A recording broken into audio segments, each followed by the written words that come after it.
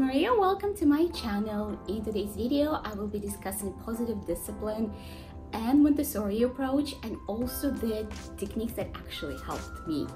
I work for the Montessori school and I also have two children. I have a toddler 2 years old and preschooler 4 years old of age, and they both are very different in the way they handled what we call verbal twos or a toddler stage, and there's several concepts that saved my life.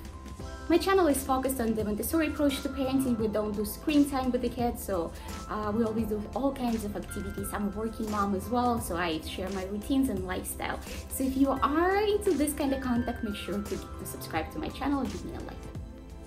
So positive discipline is one of those things that is a buzzword right now, and a lot of people are talking about it.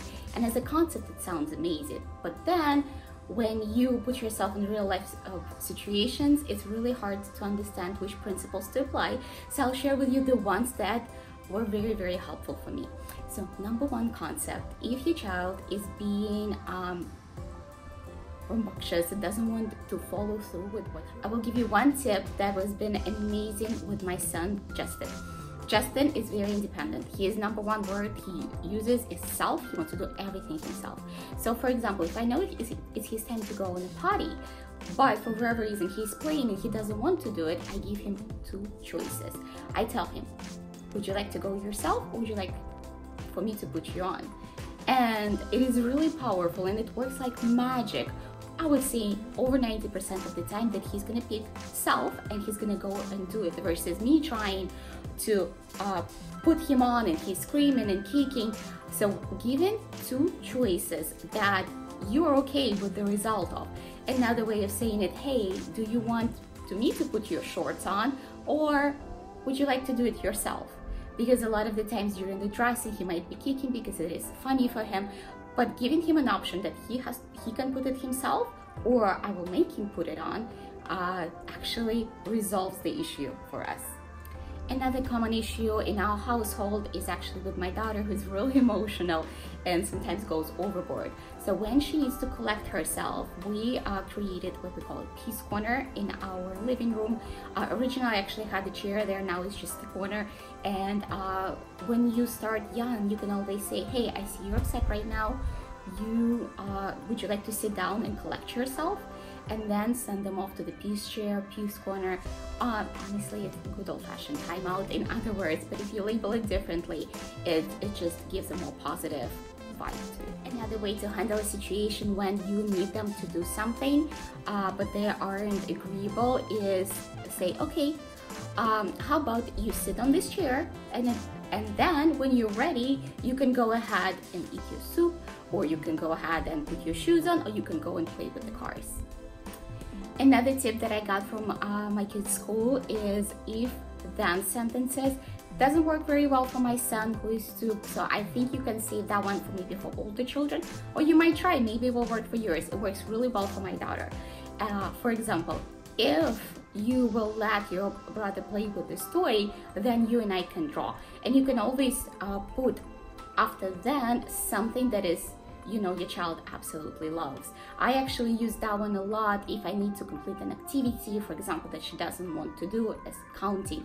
If you finish this quickly, then we can go have a treat. When I share my activities video or my Montessori set of videos, I get frequently asked, how do my kids not get into pains, glue, don't cut themselves with scissors? And this is actually also part of the disciplining. So what I've done from a very young age, I've always taught them appropriate use of items. And if they were used inappropriately, I would just take them away. Montessori is freedom, but it is freedom within limits, and you are the one who sets up the limits. So something that I've always taught my children, that Play-Doh, paints, drawing, pencils, scissors are only at the table. The moment they stand up, all of that goes away. It was really actually one of the most successful parts of discipline for me personally, because I've never had to deal with masses. It's been amazing. Even though you practice a more Montessori way of parenting, it doesn't mean that you are not in charge. That's something to remember, because if something needs to get done, it needs to get done. It doesn't mean that your child runs your life. So you can give them increments of time. For example, if someone is younger, and tell them, okay, we're gonna have to go very soon, and give them certain increments, 5-10 minutes, and then when it's time to go, it's time to go. And if they don't want to go, you can pick them up and go with them. And if they're resisting, you can still do it, because you are a parent and there are certain things that need to be done. You have to set the limits with them.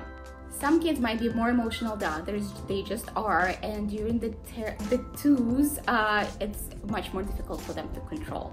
And what you can do is give them coping mechanisms. By coping mechanisms, I mean breathing. For example, it was very prominent with my daughter. She would work herself up into such a tantrum that she could not even remember why she was upset, but she was upset about everything. So one of the things that was absolutely amazing is introducing yoga to her and introducing breathing. We still do the breathing. If she's getting upset and loses control, we just sit down and do. It does several things. It breaks the pattern. She's no longer working herself up. It also oxygenates your body and it releases positive hormones, so you feel happier, and it just relaxes your body. So it's a combination of physical and breaking the pattern that makes the tantrum stop. And one more thing to keep in mind, that toddlers are wired to mimic everything that you do. So having a positive language towards them will help you. If you hear your child screaming or yelling at other children, they're mimicking. It's a good mirror to look into. So I would say try to use as many positive or affirmative sentences around your kids. And as an example, if I ask them to do something myself, typically I say, please, can you please give it to me? Can you please give it back to your brother? This is not how we use our hands. So providing them the model of language that you would like them. Disciplining toddlers isn't easy. It's a dance of push and pull, but you always have to establish positive relationship with your kids. So I hope you guys enjoyed this video and it was helpful. If it was, make sure to give me a like, subscribe to my channel, click that notifications button. And if you have any questions, make sure to leave them in the comments below. And I will see you soon.